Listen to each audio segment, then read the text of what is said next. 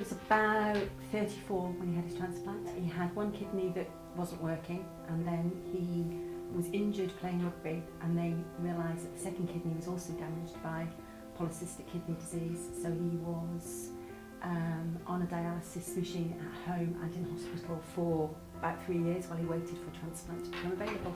He couldn't work for a long time. When he was on the dialysis machine at home, it was very difficult as a family because in those days there was a very high risk of infection. So for most of my childhood, my dad spent about half the week on a dialysis machine. His enjoyment of life was very limited because kidney failure and kidney disease causes lots of problems like nausea. He had, I think it was something like an 18-hour operation. We never knew who the organ donor was. For the best part of 7 weeks, the organ didn't work. The body wasn't quite rejecting it, but it wasn't working. So he was still on dialysis. He'd gone through this life-changing operation and the organ just wasn't working. And I was too young to understand what that must have felt like, but it must have been absolutely devastating to wait so long for an organ to become available and then for it not to work, which happens because your body just rejects it. So he had anti-rejection tablets, and then as a last option, he was allowed to come home for the weekend. So he came home and just had a normal family weekend. When he went back on the Monday, the organ had started to work, the kidney had started to work.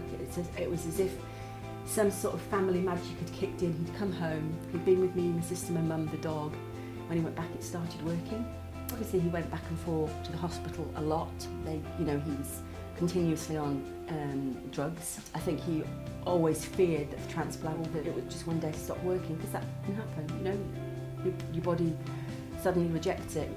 But he probably had an extra 12 years because of it, and the quality of his life certainly improved. Once the transplant had kind of kicked in and he was starting to feel better, he went back to teaching for a short time, but then he suffered a heart attack. My dad eventually died at the age of 53. I was 21. He died of other complications.